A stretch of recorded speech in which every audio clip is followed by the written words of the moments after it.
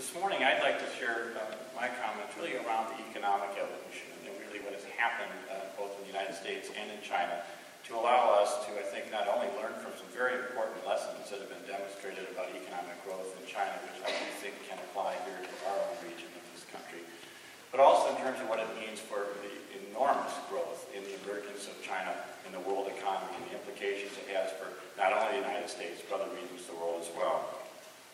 And China is a fascinating country, and too often I think we all fall prey to what we watch on Fox or CNN or choose your flavor of news that wants to be able to express the country in a quick soundbite.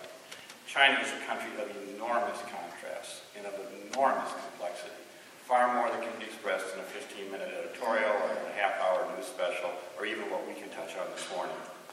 It represents both the Far East with its lands of tradition, of conformist society values, a huge and largely rural population, and artistic traditions which date back much further than our own country. It also represents, at the same time, a fast and growing Western dynamism with some of the most modern cities in the world today, skyscrapers reaching for the sky, efficient public transportation, a commitment to conservation, although with major challenges in implementing it, and also a commitment to building a much more modern consumerist society. In 2010, I think it's worth noting that the Chinese GDP consists of somewhere between 10 and 15% of the world GDP, depending upon whether you measure it on a current price or on a price-adjusted parity basis. This is a country that is here to stay, and it will grow in terms of its economic might and influence on all regions of the world.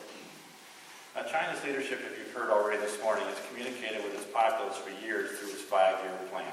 A set of goals, specific programs that will be implemented. And if you actually go back and look at those plans over time, they've been a remarkably good footprint for what will happen in the next 5 years. Now, not every one of these plans has worked particularly well. You already heard this morning that the Great Leap Forward in the 50s led to a massive, massive and tragic failure. The Cultural Revolution tried to lead the country away from the so-called capitalist road, and that too failed. But in 1979, Deng Xiaoping returned to power and was the leader who ultimately put China on the pace that we see it today. He led China to reform its economy and to open its door to Western capitalism. For those of you who've seen pictures of Deng, you know he was a man who was diminutive in stature, but perhaps the most powerful leader in recent Chinese history. His charisma and his ability to articulate the route forward united China in a way that had not been seen for decades before.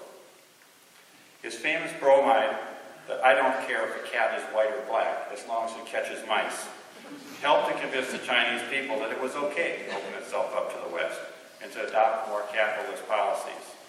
The goal was, and it still is, the simple goal to improve the standard of living for all Chinese people. And that's the path that China has been following for some 30 years, and in so many ways is transforming the countries you've heard this morning already. As I said when I opened, China doesn't meet any simple construct. It doesn't fit any easy explanation. It's complex. It has very complicated elements and constituencies, and it's a place of daily contrasts.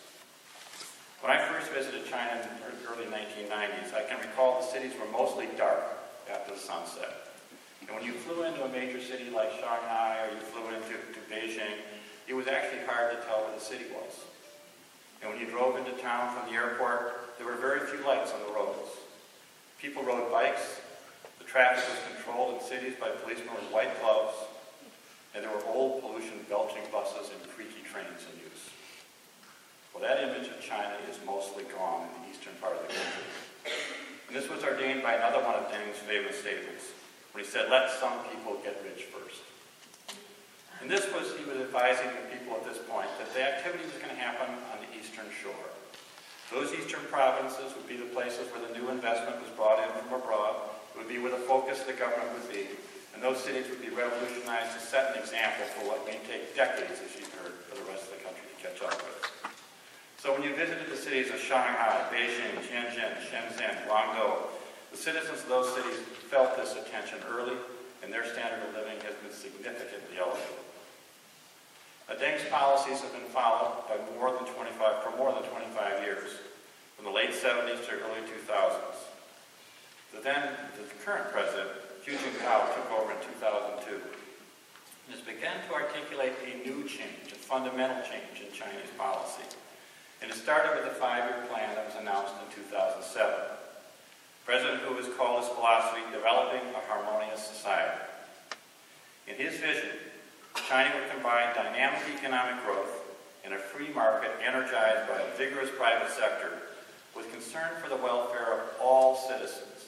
And when he said all citizens, he was explicitly speaking to the issue of not simply citizens on the eastern seaboard.